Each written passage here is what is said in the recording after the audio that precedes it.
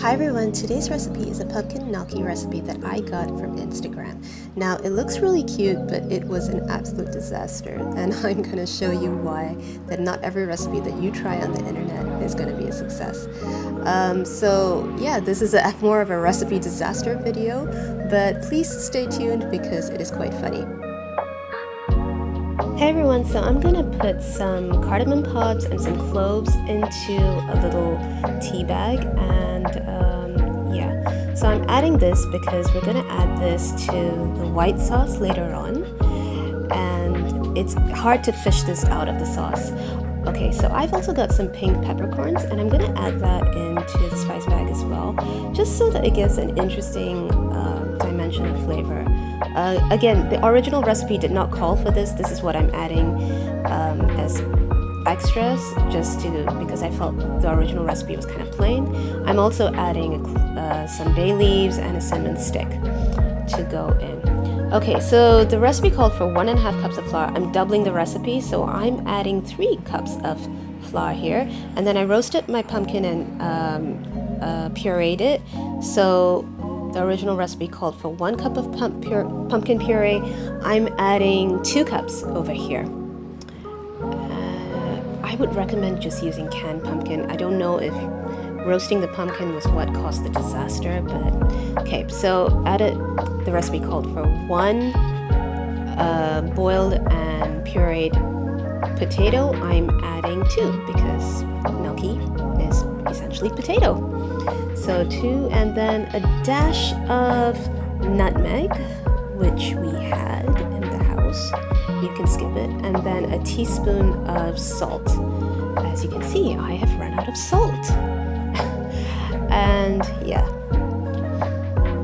And then I proceed to use my spoon to try very desperately to incorporate all the flour into this mix. I eventually abandoned the spoon and use my hands, which is more effective, but then I eventually run into another problem, as you're about to find out.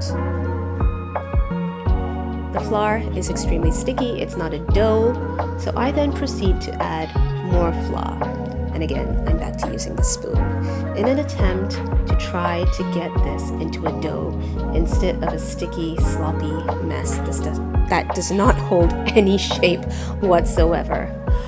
I think in total I might have added like 5.5 to 6 cups of flour, which means on top of the 3 cups I probably added another 3 more. That's how much liquid, that's how much flour the dough kept absorbing, because it just kept being so sticky, and I just could not add enough flour to make it into a doughy texture at all. It just, yeah.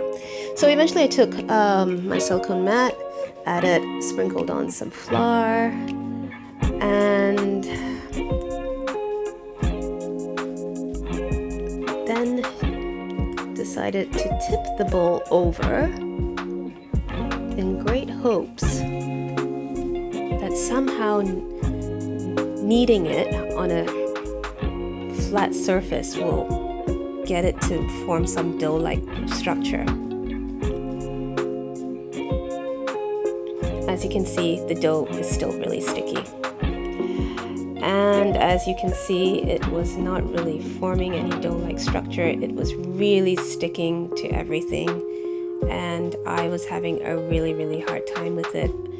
And mind you, I make bread, so I'm used to, I make sourdough bread all the time, so this was, I knew this, it was nowhere close to being the right texture. So I added more flour, and again, this was just going on and on. This took, the whole process took over an hour of just me trying to add as little flour as possible to not change it.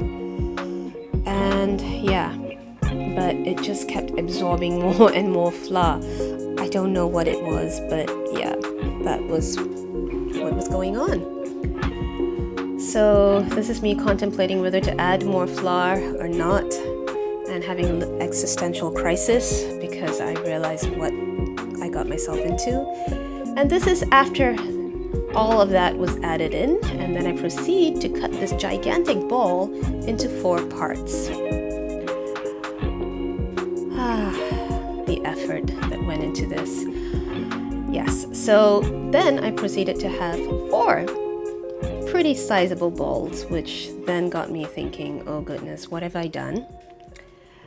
And then I proceeded to cut each of that into 4 parts and made them into 4 little balls, which again made me realize, gosh, they're still really huge.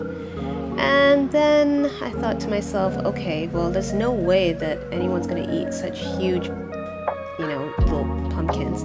So I then proceeded to subdivide those giant balls into smaller parts, half each. And then I had this brilliant idea of, why don't we stuff this with mozzarella cheese? Like, this recipe wasn't enough of a disaster, I had to put my own spin on it.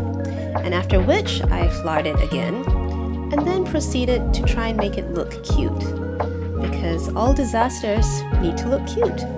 So I used a butter knife and then decided to score it and put little indentations to make it look like a mini pumpkin. If nothing else, let the disaster look beautiful, right? What else can we do at this point? I was 2.5 hours into this, by the way. I was exhausted. I had barely had any sleep, and then I proceeded to take the pumpkin seeds and put them in the middle to make them look extra cute, because why not, right? If you're gonna commit to something, might as well go all the way. So we have a pot of simmering water, and then I proceed to dump these little gigantic gnocchi in, and they sink to the bottom, which should have been an indication of how dense they were gonna be. But yeah, I let go ahead. I figured I'm already more than halfway in. Let's go all the way. So I let them boil for about 3 to 4 minutes and then proceeded to fish them out. Gosh, they look really huge, don't they? Yeah. Okay, so I fished them out of the water one by one, and then we had to pan fry them according to the recipe, which I did in a pan of, just vegetable oil.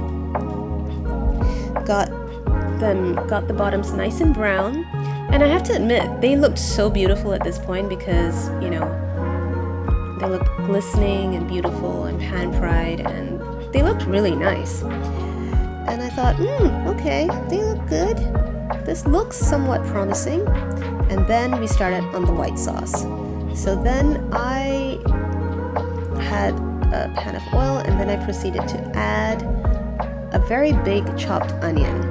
Now, what I would have done differently was I would have ground the onions to a paste to add it in, and I probably would have had it half, and then I took a whole bulb of garlic and added that in. Note to self, the sauce actually tasted really good. It's just that I would have done things a little bit differently. So I fried that till it was translucent, and then I added some crushed pink peppercorns again, just because I wanted to make it add a little different flavor profile. And I thought the pink added a nice hue because we're gonna add a lot of cream and milk later. So added cinnamon stick with some bay leaves for extra flavor, and fried that till it was really nice and fragrant. And then I proceeded to add some more pumpkin paste, pumpkin puree, about 5 tablespoons.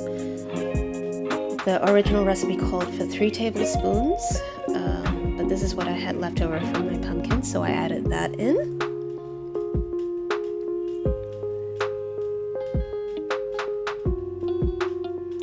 And I fried that till it was all nice and incorporated. And then I added about 500 mils of milk. Again, this is not in accordance to the proportion given by the original recipe, but if I had followed the original recipe, it would not have called, the recipe would not have worked out. Anyway, I added the spice bag in as well. so that we could incorporate more spice flavors into this. And then I add about 170 grams of cream. Yeah.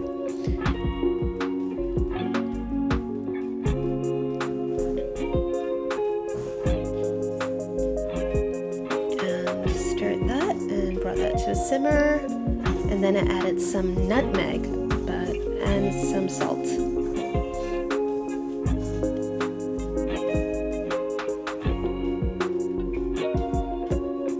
When it started to simmer, I took the spices out, the big spices. Now what I would have done is I should have strained everything in that pan so that it would have gotten a smooth liquid. I added some extra pink peppercorns because I thought it looked really pretty against the white liquid, and it did. It does add a little bit of extra oomph in it. And then finally, I added a cup of cheddar cheese. The original recipe calls for Parmesan, but all I had was cheddar, so I added that. I turned off the heat as well and let it cook in the residual heat and let the cheese melt. And then finally, I plated it up and added the gnocchi on top. Now this looks really, really beautiful. I'm not gonna lie, aesthetically it looked nice. My kids loved the recipe, and Maria, my helper as well, she loved it as well, but I found it too chewy. I thought that the mozzarella was going to melt on the inside. It did not. It just meshed up with the rest of the ingredients. So yeah, maybe that was what ruined it. I don't know, but I found it a little bit sticky and chewy. But nonetheless, a very beautiful recipe. I'm pretty sure that, you know, even if you had followed the actual recipe, it wouldn't have worked out. But yeah, I would definitely use canned pumpkin and also strain the sauce so that you get a smoother sauce at the end. So please, if you like this video, please like and subscribe and share. See you soon.